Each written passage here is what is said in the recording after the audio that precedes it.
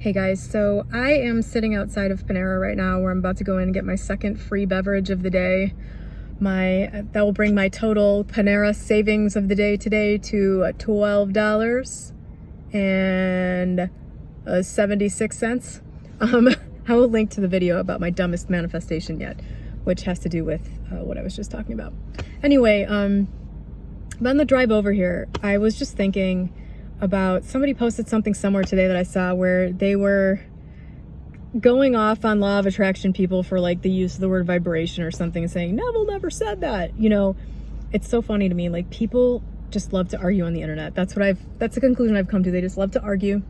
They love to have a position and just argue shit with people. It just kind of like, I think some people just like to argue. So they find a way to do it in some way or another. Because the reason I've come to this conclusion is that there is essentially no difference in any of these concepts between what Neville says and what Esther Hicks says and any of the other law of attraction people. They are all saying the same thing. No, none of them came up with it. Neville didn't come up with it. Neville didn't have some crazy access to information that nobody else did.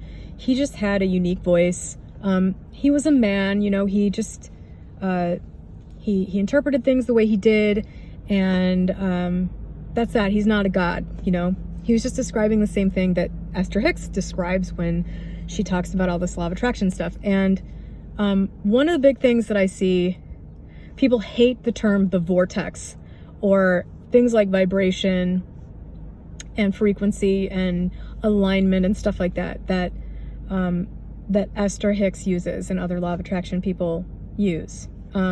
And their use of the universe and stuff like that. Whereas people in the Neville community don't seem to like to use the word universe, because to them it means it's like outside of you. It's some outside entity that can grant you something or not. And I actually don't think that most of the people in the law of attraction community think anything. I don't think they think that there's anybody outside there doing something. You know, people have this really ingrained thing that there's a God out there that's like, you pray to it and maybe it'll give you something or not, but that's obviously not the case. And at least I'll just say, I have no reason to think that, based on anything in my experience or anything I've seen with anyone else, that there is a, you know, God out there that is going to punish you or reward you or any of that stuff. It's all you. But so, you know, they use the term universe, and it's the same damn thing, dude. I mean, divine intelligence, which you're connected to, that orchestrates things for you, is the same thing as the universe. That it's the same general idea. You know, it's just different words. There's no significant difference there.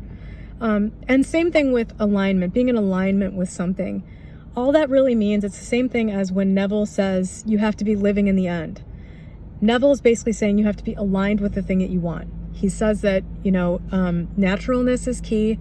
You have to be the person for whom this thing happening to you feels like something that would happen to you, not some crazy thing, you know, where you just can't believe it and, you know, this thing doesn't belong in my reality. Like, you know, like you see yourself as some little peon and then, you know, you get some great thing. That is generally not something that lasts if it does happen. So that's the alignment terminology in terms of Neville. It's being the person for whom that thing is natural. And Neville does talk about vibration and frequency in multiple places. I don't have it right offhand, but I've just been rereading all of his lectures over the last month or so, and I keep coming across these terms that people insist are not Neville, coming straight from the horse's mouth. He does talk about vibration because it's a real thing. It's, you know, and this is just, I think, like putting two and two together. It's not even that, this isn't that great of an insight. I mean, what you're thinking completely, you know, it completely governs how you present yourself. You know, it governs all of your mannerisms and the things you choose to say, your responses and reactions to people, the tone of your voice. You know, you convey all of this stuff non-verbally, and that's just with people. So, you know, the way that your frequency your energy affects other things. Who knows? It certainly does something, because, you know, when you're in the right frame of mind to get something, when you're living in the end, when you have that, when you're aligned with the thing and then it just happens, something's making that happen, you know? And my theory is that the vast majority of it comes through you. It comes through what you're able to perceive based on what you're thinking. You know, you can be looking at something and it looks completely different to you one day than it does the next, just based on something that happened.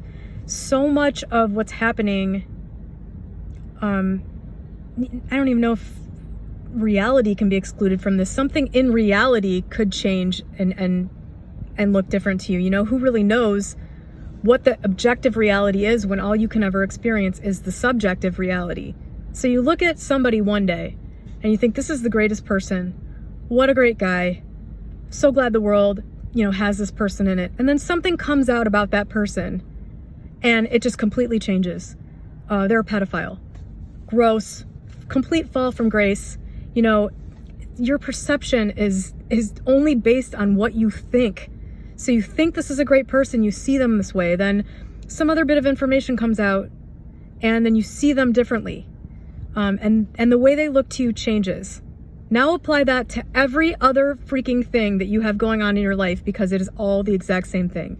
Everything you look at is colored in by your experience, your beliefs, all that stuff.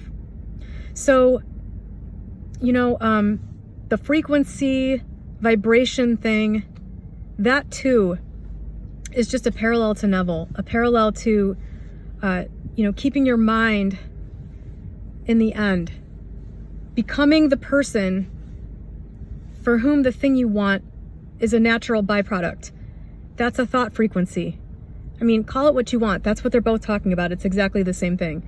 You might not like the terminology, but they are talking about the exact same thing. So, you know, when she's like talking about the vortex, things are in the vortex, that just basically, the vortex is basically just your imagination. You know, you have these things that you want and you imagine them and they materialize in your world when the conditions are present for that to happen. Whatever that means for each individual thing that you're going to do, whatever you have to become in order to bring that thing about. You know, it comes from the vortex. I mean, it is kind of cheesy, I guess. I'm not really sure why they use that particular term for that. But I mean, when I heard the vortex, when I heard her talking about the vortex, I instantly knew what she was talking about. It's the exact same thing. You know, it's the creative space, basically. What's the reality transurfing? Reality transurfing has all of its own terminology too. That's all a parallel like this.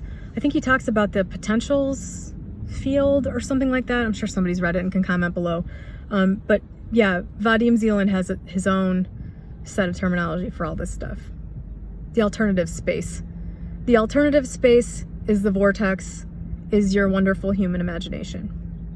So anyway, I just wanted to go on a little mini rant or something, but I don't know what that was. But anyway, I'm gonna go in and get my free Panera drink now. I will link to that video just in case you feel like wasting the next 10 minutes of your life hearing how that came about. Everything I want happens, and I'm just getting more and more and more and more evidence of it. There are a few things that I don't even really want anymore, but I still think are gonna happen just because the process that I went through mentally, automatically, naturally with these other things was the same as stuff like this Panera thing. Like it just annoyed me and I wanted it and I just kept thinking about it and it kept returning to it and it happened. And I've had a few other things like that have not materialized. And if they do, I will refer to this video on April 13th, 2022. We'll see. Then again, I also feel like becoming aware of these things seems to make them not happen. So really, I think sometimes the divine intelligence just wants you to fuck off a little bit. So I'm glad I fucked off of the Panera thing, because I'm gonna go in and get my free drink now and continue to save $20 a day on my most frivolous expense of 5 cents worth of Diet Pepsi. Have a great day.